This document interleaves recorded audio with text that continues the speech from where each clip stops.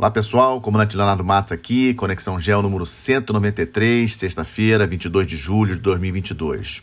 Mais uma vez, agradeço a todos aí pela audiência, todas as sextas-feiras, não somente aqueles que me escutam nas sextas-feiras, mas também ao longo do final de semana. É uma honra, é um privilégio tê-los aí me acompanhando, já quase aí indo para os 4 anos. Aqueles que por acaso ainda não fizeram, peço que compartilhem com seus amigos o podcast, né? Logicamente, se gostarem dele.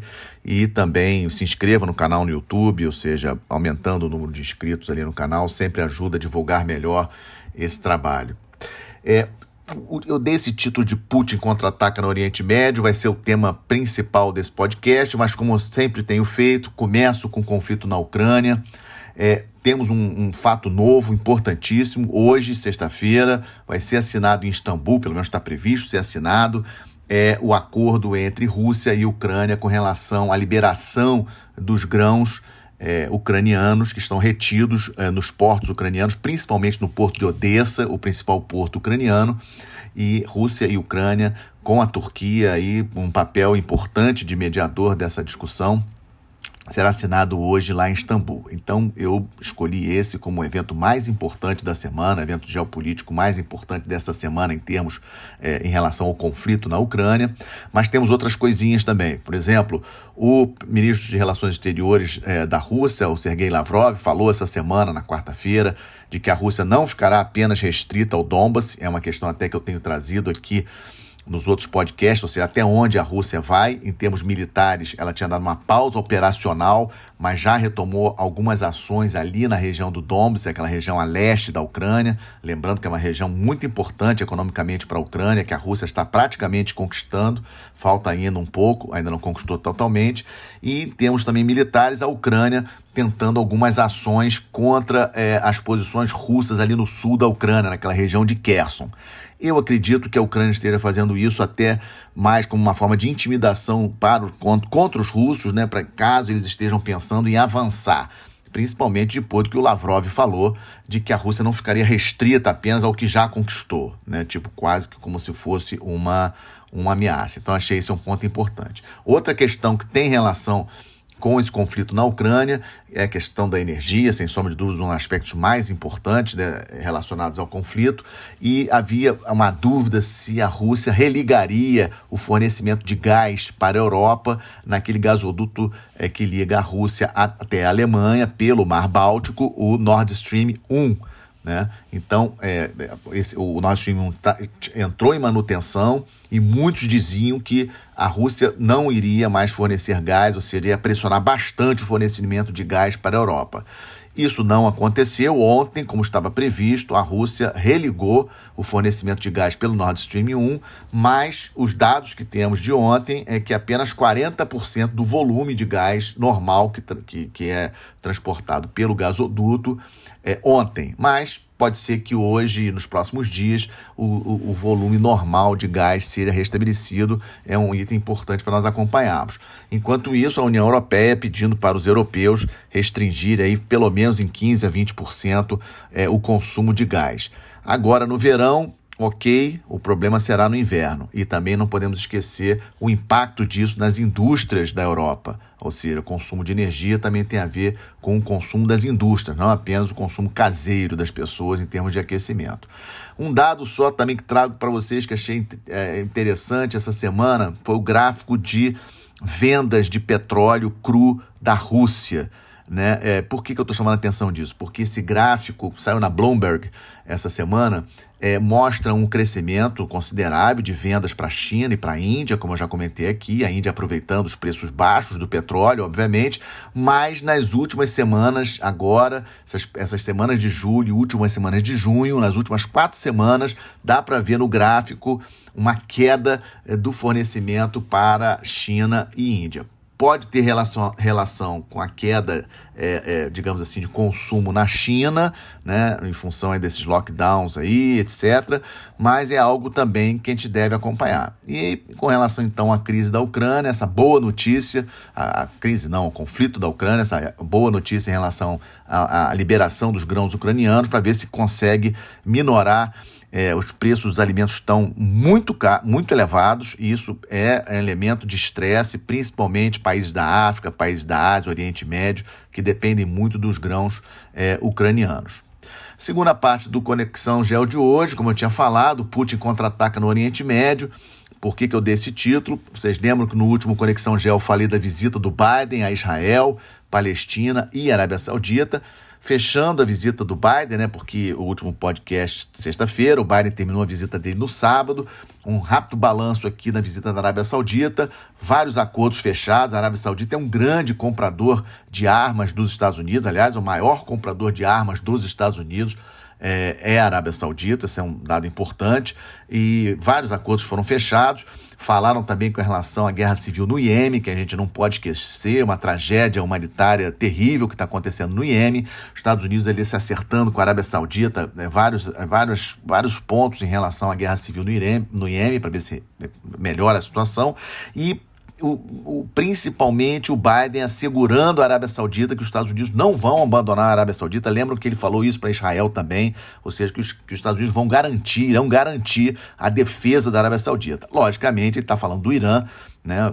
A grande preocupação ali da Arábia Saudita, dos países ali do Golfo e também de Israel, o desenvolvimento do programa nuclear iraniano, um ponto que eu tenho falado muito.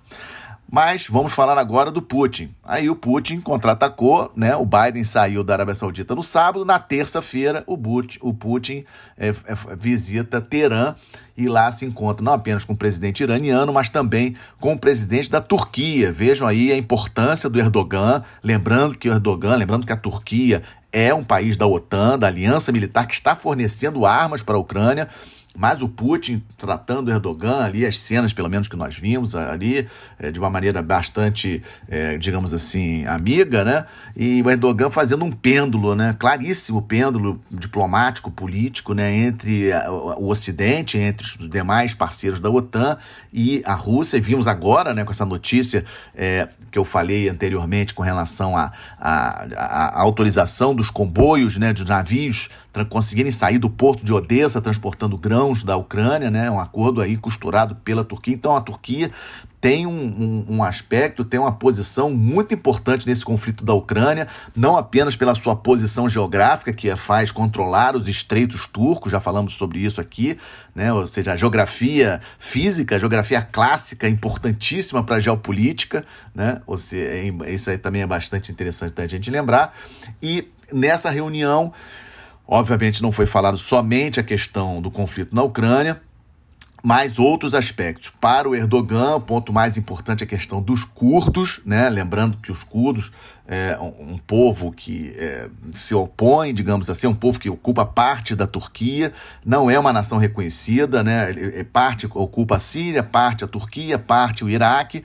E o Erdogan, a Turquia está preparando um grande ataque às posições curdas.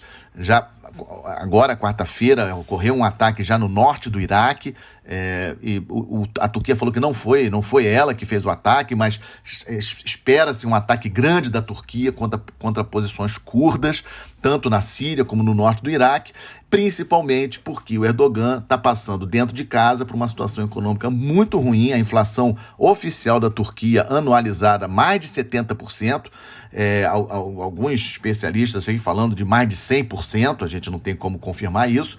Ou seja, então o Erdogan se aproveita da posição dele aí de negociador nesse conflito da Ucrânia e consegue mais ou menos ali. A Irã também tem interesses de ter boas relações com a Turquia. Eu já falei das relações do Irã com a Rússia, inclusive até falou-se em venda de drones iranianos para a Rússia.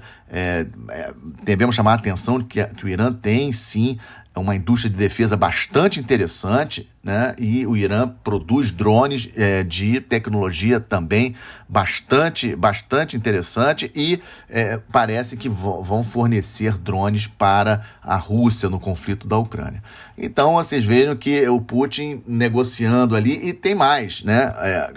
Ontem, o Putin saiu noticiado, né, formalmente, uma ligação dele pro Salman, pro príncipe saudita, né, que é quem efetivamente governa o país, né, o pai dele já está com uma idade bastante avançada, então ele que gerencia o dia a dia da Arábia Saudita, e o Putin telefonou para ele. E o Sergei Lavrov, ministro de Relações Exteriores da Rússia, já confirmou a ida dele ao Cairo, no Egito, para falar ao encontro da Liga Árabe, que vai acontecer domingo agora, né? Ou seja, a Rússia contra-atacando essa ação dos Estados Unidos no Oriente Médio.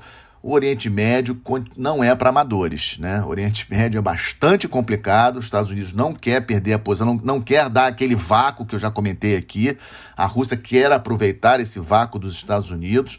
Os Estados Unidos, obviamente, não quer deixar de estar presente lá no Oriente Médio, uma região muito importante, e a questão central no Oriente Médio, na verdade, duas questões centrais no momento. Uma, o que eu já tenho falado quase todo o podcast, a questão do programa nuclear iraniano. Se o Irã desenvolver, Israel e Estados Unidos não vão deixar o Irã desenvolver a capacidade de ter arma nuclear efetivamente, mas eles estão caminhando para isso. E ninguém quer um Irã com arma nuclear. E a outra questão importante, sem sombra de dúvidas, a questão da energia, petróleo, etc. E o Brasil tem que ficar de olho na região, tem que acompanhar. O Brasil tem um comércio crescente com o Oriente Médio, importantíssimo. Na parte militar também, o Brasil já assumiu o comando da Força Tarefa 151 de combate à pirataria naquela região, Golfo de Aden, Mar Arábico, etc. E vai assumir novamente o comando dessa mesma Força Tarefa lá no Bahrein. Fisicamente o comando fica no Bahrein, mas a região toda, aqueles mares todos ali, Mar Arábico, etc.,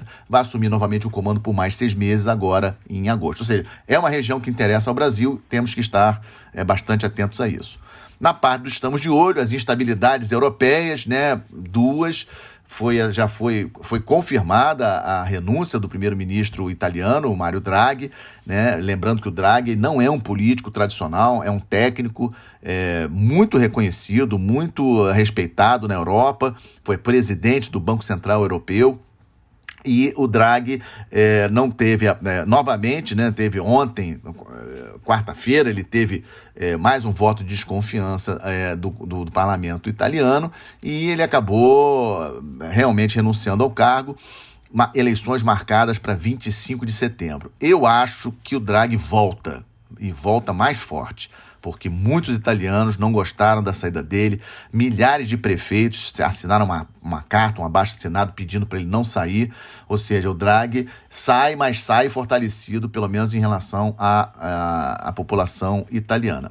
E também, né, falando de Europa, a questão do Reino Unido, né, definido aí os dois candidatos, né, que vão para as eleições, vão dentro do Partido Conservador do Reino Unido, né, ex-ministro da Economia e a ex-ministra de Relações Exteriores, vão concorrer agora nesse mês de agosto aos votos dos membros do Partido Conservador. A eleição começa, os votos efetivamente começam no dia 2, vão ser até o dia 2 de setembro, e no dia 5 de setembro será divulgado aí quem será o novo primeiro-ministro do Reino Unido. Ou seja, a Europa, com toda essa confusão, eu diria que o Putin sai vitorioso com toda essa estabilidade europeia. Não apenas a questão da economia, mas também essa questão que acaba afetando a política, né? Afetando a economia, afeta a política, e sem a gente esquecer também do calor que está fazendo lá na Europa, dos incêndios, etc., que também é um outro elemento que pressiona bastante a população, estressa bastante a população.